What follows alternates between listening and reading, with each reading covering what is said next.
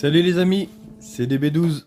Donc aujourd'hui, on est dans la maison en rénovation pour continuer les travaux. Donc les dernières vidéos, c'était sur les suspentes. Donc toutes les suspentes sont mises partout, ça c'est fait. C'est parfait, tout est en place. Comme je vous disais, il va me rester quelques petites parties à faire, notamment le long de l'escalier. Mais ça, c'est pas méchant. Je verrai ça après au moment de faire vraiment mon plafond. Mon plafond en placo. Donc là, aujourd'hui, l'idée, ça va être de remettre en fait une couche de laine de roche croisée avec celle qui est entre les solives. Puisque au-dessus, c'est un grenier. Comme on peut le voir.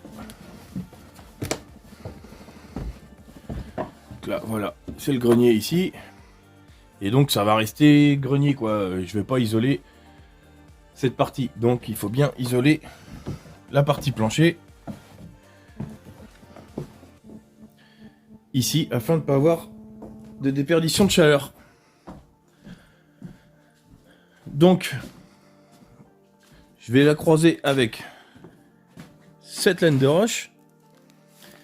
Donc là, c'est la laine de roche avec un R de 3,80. Les paquets, c'est 3 panneaux par paquet. Les paquets, ils font 2 mètres carrés 0,3. Donc après, je vais pas vous faire montrer tout, mais je vais faire le départ en vidéo. Et donc, c'est des panneaux qui font 50 de large. Là, j'ai ouvert un paquet.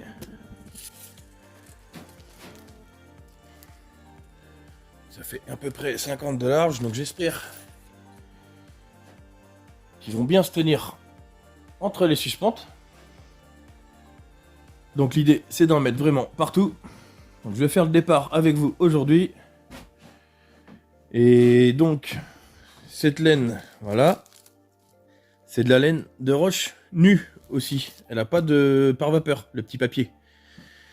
Il n'y en a pas. Donc, en fait, je vais mettre ça partout au plafond. Et ensuite, j'aurai un pare-vapeur que je vais mettre en dessous.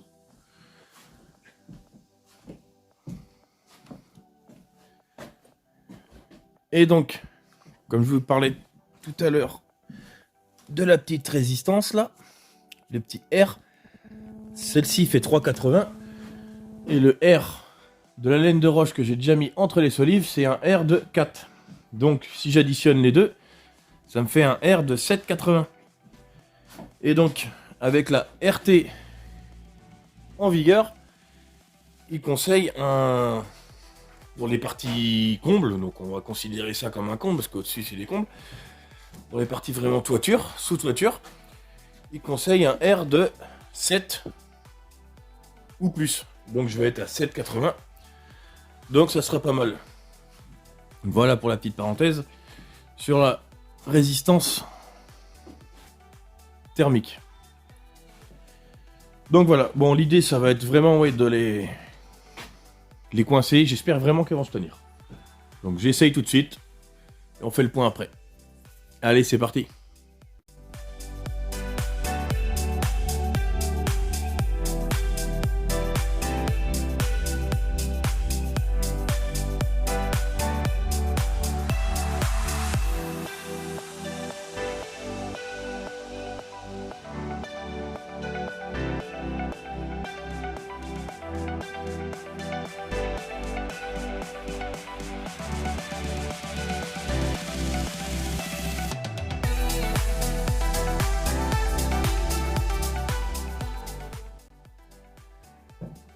Bon, du coup, elle se tient pas.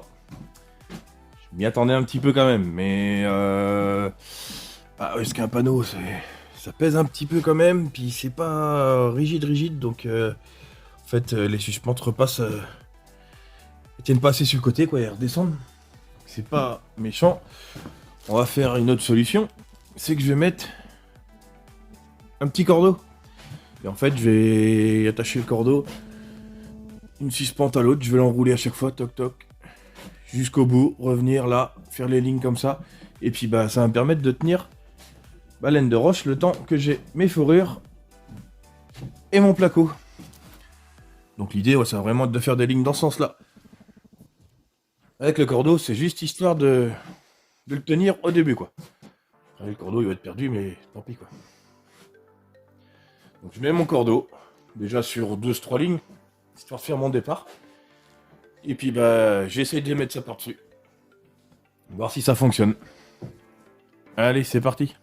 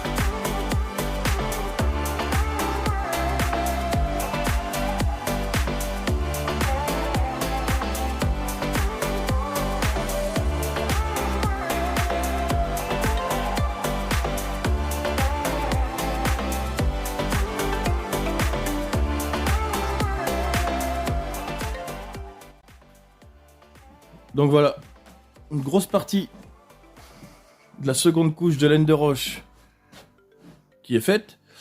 Donc voilà, je sais pas si c'est la meilleure formule avec le cordeau. Enfin bon, ça fait plutôt pas mal pour l'instant. Il va bien falloir que je resserre les panneaux après correctement. Mais ça fait plutôt pas mal. Donc après l'idée c'est de l'accrocher sur une suspente et puis de partir en serpentin au fur et à mesure que je pose les panneaux et je recule comme ça. Ça permet de me les tenir en haut provisoirement. Provisoirement parce que en fait après je vais avoir mon pare-vapeur. Donc l'idée ça va être de remonter mes panneaux, les replaquer un peu plus haut, histoire que mon pare-vapeur il passe bien en dessous partout.